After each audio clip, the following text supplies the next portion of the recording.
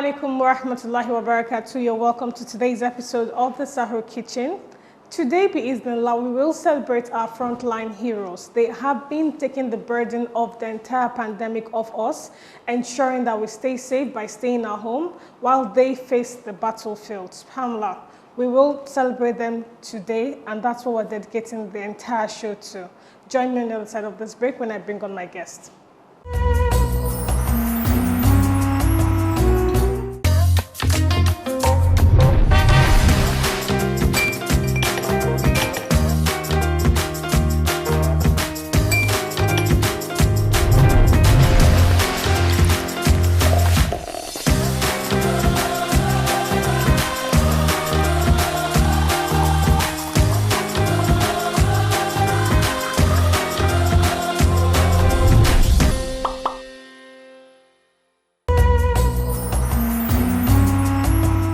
Welcome back. If you're just joining us, it is Sahur Kitchen, and I did say earlier we will be celebrating our frontline heroes. Today in the kitchen cooking Sahur for us, we have Nurse Zuleha Jimma. She's a nurse at the Hazard and Emergency Department of Lagos University Teaching Hospital.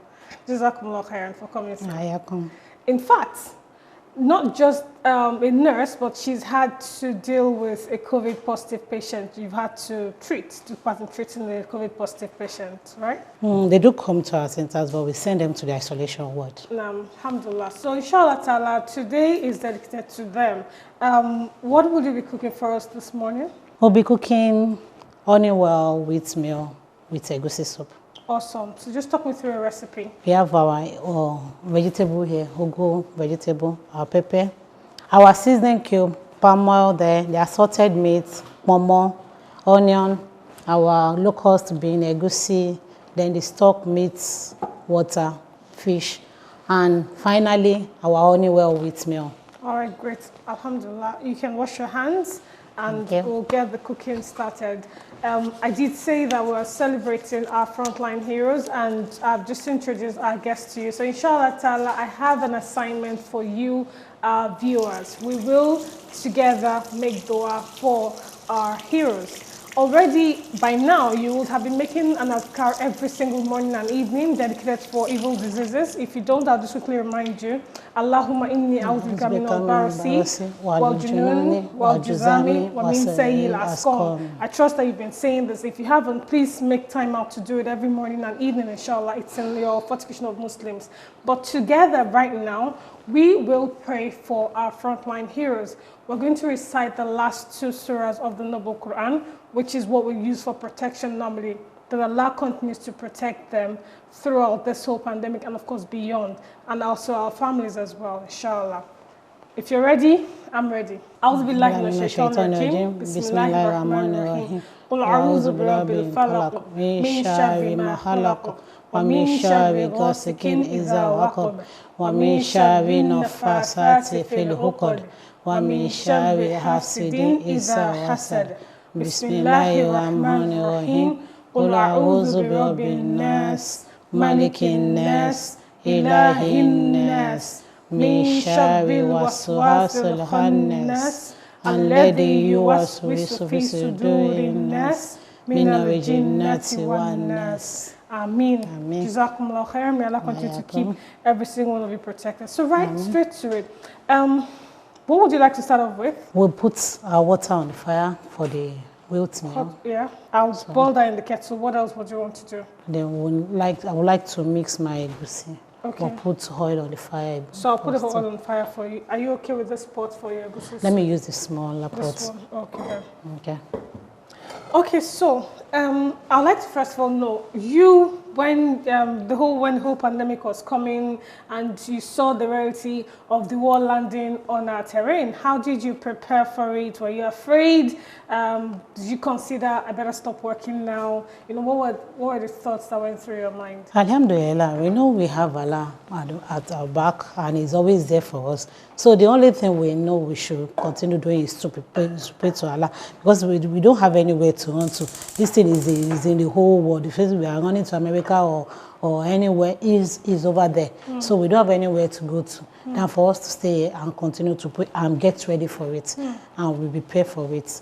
That's just the main thing. And so when the first time you eventually got in contact with a COVID positive patient, were you afraid? Were you thinking, oh my God, I can't go back home to my children, my family? What was your mental state at that point in time? And your family, your husband and children, how do they cope with you not having to embrace them when you return home and all that? How do you go through all this? No, I've not really had a contact with them. But in my department, that's the first line of contact where all the patients come into, where all patients come to directly. So when they come in, when they come to our department, we triage them. That means we sort them out. Okay. By sorting them out, we ask them several questions. But what we are really preaching now is that our patients should not lie to us. We are not witch, we are not wizards. We are not witch and we are not wizards. So we would like our patients to tell us the main truths so we can know of their history, so we can know what and what to treat them with. So whenever they come around, let me get this one, please. Sure. Whenever they come around and we see that, and we hear their history, and maybe it's somehow close to what we called COVID-19. Yeah. So we'll call the isolation doctors for them. I'm going to have to interrupt you because you did say when they have something that looks like, and I'll need you to talk us through those symptoms. But I'm going to go on a break right now. When we return from the break, you'll share with us some of the symptoms that we need to look out for in ourselves so that we can know what to do next. Inshallah, stay with us. We're still here cooking.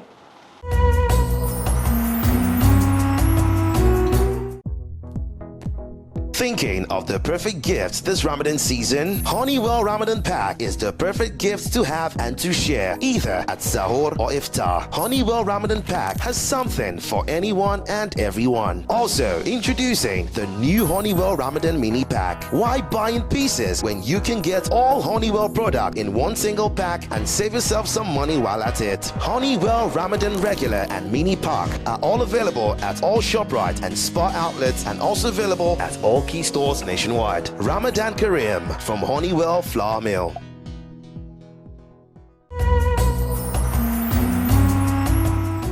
You're welcome back. It's still Sahur Kitchen, and the egusi is set to receive anointing from the rest of the crew. All right, so what would you need now? We would need the onions. Okay, and so, all right, now just pass them to you. Before the break, you talked about when patients present themselves to the emergency unit, you do triaging, and then if they present with certain symptoms, then you transfer them. Now, talking about those symptoms was where I paused you. What kind of symptoms are we talking about? Coughing. Okay. Coughing excessively, then sneezing. The patient if they are sneezing unproductively, then high temperature. High body temperature. So those are the three major symptoms they will present before they will now send them for laboratory testing, send for the doctors to come and see them and ask them so many other questions. And all this, where are they? They're not with all the other patients? They will be outside. They will be outside. They will be outside the premises. So how long does this whole process take? Within 5-10 minutes. We are standby. The doctors are standby with us. It's just that the nurses will go out, triage them, to ask them so many questions. Then the doctors will go, okay, I think, please come and see. Let's let the doctors. So the nurses and the doctor for the isolation units will come by. We are the accident and emergency nurses. Indeed. So we will now call them. Okay, please come. I think this one is more closer to COVID-19 disease. So they will come around. When they come around, they will now say, okay, they will now take samples and all that. So if they will now score them, they will score them first. Okay. So if they fall into that category, they will now start taking samples. Let me have the focus there. Okay. So when they score them and they fall, when they score high, then what happens? They will now start taking sample. The sample will not come out immediately, maybe like about 24 to 48 hours. So where do they go to at that point? They will take them to a holding area. In the hospital? In the hospital, in the isolation unit. There's a special room called the holding area. So you have to put them in an isolation center? Yes, in holding area. So putting them in the holding area, so until the result is out, there they will still be treating them for the symptoms that they are presenting with. maybe the temperature, they'll start giving them all the necessary drug or necessary attention that is needed. So their treatments start from there. But if they didn't fall into the category, they will bring them in. To treat them. Yes, so that's most of my prayers when we are leaving home. That we are praying that there should not be a major emergency. That they'll be able to withstand the time limit that will be doing all the processing. Because if they didn't be able to withstand it, that means we will have to lose patients while we are waiting. Though there's no emergency in pandemic, but that doesn't mean that we should lose life. Indeed. Because within that 1 minute, within that few minutes that we are waiting and we are taking history and all that, life may be lost. Indeed. But that's most of our prayer, that we should not lose. We should not lose any of the patients. So the next question I would like to ask now is, how do you then keep yourself protected through all of this? Because at that point, you really don't know who is positive or negative, but you've been exposed to this patients because you're frontline. Let me have the fish. All right, the fish. Here you go. So what kind of protective measures do you put in place for yourself, and then how do you reintegrate your family on a daily basis after having faced all sorts of patients? Okay, though when we are going out, we don't usually go with PPE. We go with our face mask, our face shield, then our gloves. Then we triage. Triaging is just for us to ask questions and take all vitals and make sure to social distancing. If it is necessary, we'll take our blood pressure out there. But if it is not necessary, then we'll just take temperature. This is looking like a very rich looking, mashallah. Great. So yeah, you take the temperature and all that. Yes, so when you're done with all this, how do you get back home? You know, don't you have any fears that you may expose your family or Julia? I've already cleaned up myself. I've washed my hand, washed my leg and everything. My legs, all the places that I exposed, I washed them thoroughly, then put an hand sanitizer, then change off my clothes. And that's the last thing I do while I'm leaving work. Pack my scrub separately in a separate liner. On getting home, and they will go on their own separate way. They just open the door for me, then go into the bedroom, clean up, then disinfect my clothes. So they're well sensitized, they understand what it is. Yes, everybody understands the protocol. Everybody, yes. And after you've cleaned up, then you can reunite. What do you need? The meat. Okay, there you go.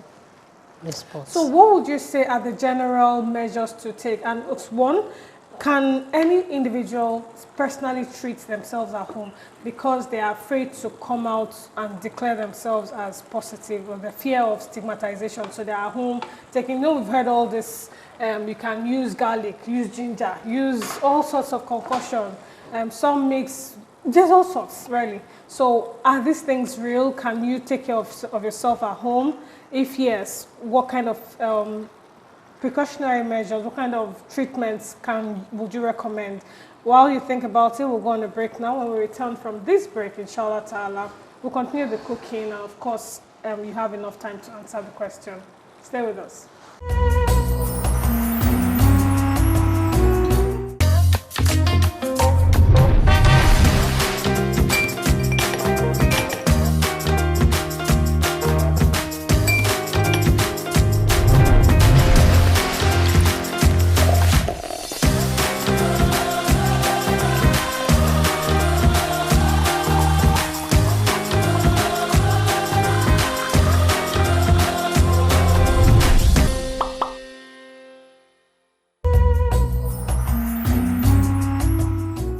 Welcome back. It is still Sahur Kitchen, and really we have advanced greatly. This pot looks like it's choked at the moment. Let me help get this one.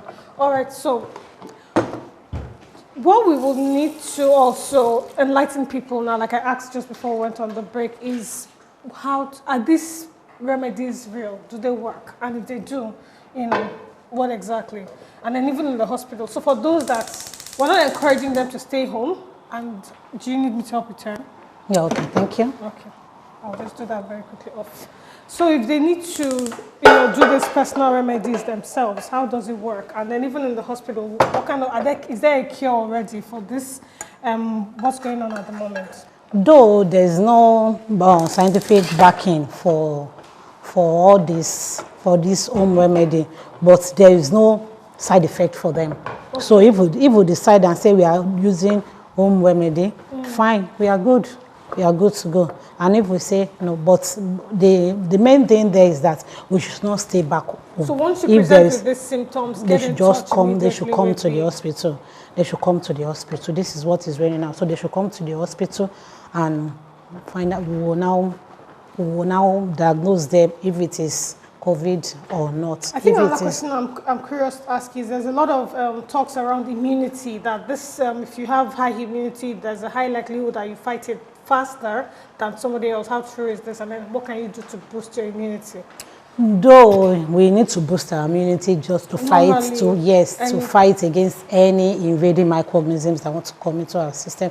So it will help us. It will help to assist in any drugs that will be given to us to fight against this disease. So we need to boost our immunity by taking so many vitamins, or vegetables, fruits, and all that. So those are the things that can help us boost immunity. Also, all this ginger, garlic, and all that can help us also to boost our immunity. So as we will be taking any other drug, it will be helping it to go on. I need some water, please. Water. Yes. We can use this now. Are you ready for the wheat meal also? No, let me be doing this. Just a little water. Just a little. The agusi is very rich, mashallah. Let me put the water here. Okay. Thank you. So, how do you prepare the wheat meal? Do I start any process for you, or just put you put your water on the fire to boil. Okay. I'll do that. So you're still talking about seasoning. How many seasoning cubes do you need? Just 2. So I'll peel that for you. Then the salt. Salt to taste. Come into. Okay. You were talking about the hospital. So when they're in hospital, what kind of remedies what drugs do they take? They place them on antibiotics, mainly on azithromycin and all sorts. But these are not to be used at home under any circumstance. You have to come to the hospital.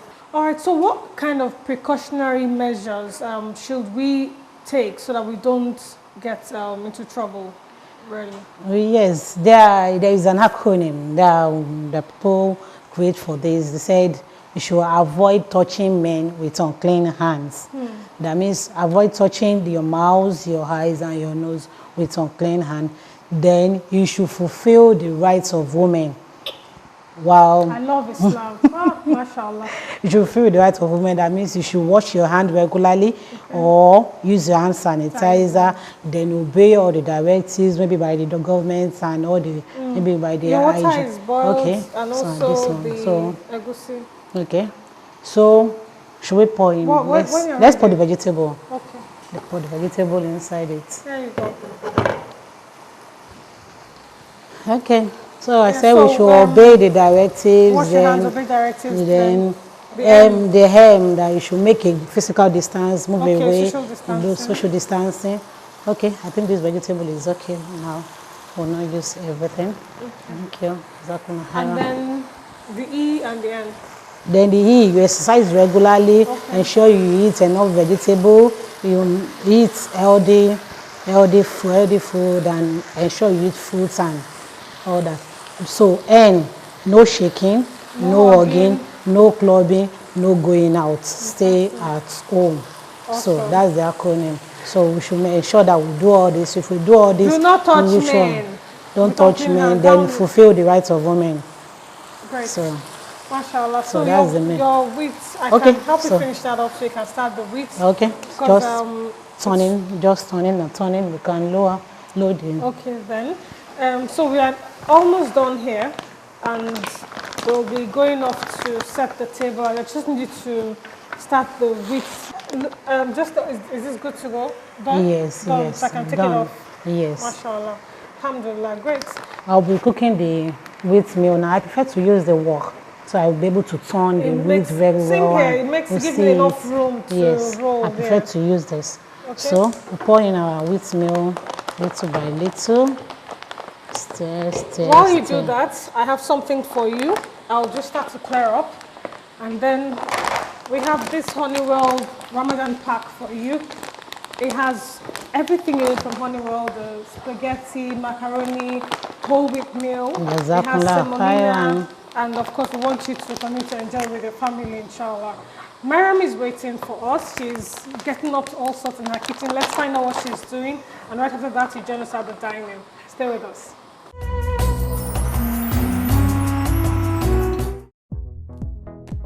Thinking of the perfect gifts this Ramadan season? Honeywell Ramadan Pack is the perfect gift to have and to share, either at Sahur or Iftar. Honeywell Ramadan Pack has something for anyone and everyone. Also, introducing the new Honeywell Ramadan Mini Pack. Why buy in pieces when you can get all Honeywell product in one single pack and save yourself some money while at it? Honeywell Ramadan Regular and Mini Pack are all available at all ShopRite and Spar outlets, and also available at all key stores nationwide. Ramadan Kareem from Honeywell Flour Mill.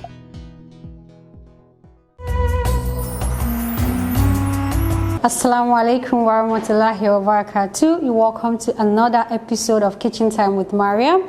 My name is Mariam Mustafa. I hope you are staying safe at home. May Almighty Allah heal the world and make everything easy for us. Yes, today inshallah we'll be making kele wele. I think I made it last year, and it's just a combination of overripe plantain, blended. Okay, then you blend your pepper, your onions, and ginger. You blend everything together. You mix them. We'll go on a short break now. When we come back, I'll show you how it is done. You're welcome back. It's still Kitchen Time with Mariam. So we'll be making kele wele today, and kele wele is a Ghanaian. It's one of their favorite snack. They like to have it at 9, so they just combine all of this together with fried groundnuts. I don't know if I've not heard that before until I got to Ghana. So they fry their groundnuts in oil. But I don't have the groundnut today. But let's start blending all the nutrients that we'll be mixing into the plantain. Overripe plantain is good because it makes it so soft. Now my mixture is ready. So you follow the process of marination. You are marinating, so you leave it to soak into the plantain for, let's say, 20 to 30 minutes, depending on how hot and spicy you want it to be. You're adding some ground pepper as well. Then the black pepper, then the salt. So you mix everything together.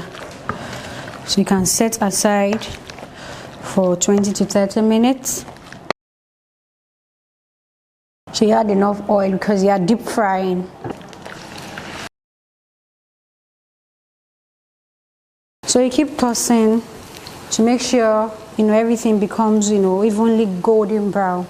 So after that you serve, and if you have groundnut as well, so you can fry your groundnut in the same oil and serve together. Kele wele is ready. It's looking brown, but if you want it golden brown, you can keep frying in the oil. Till I see you again tomorrow, same time, same station. Masalam.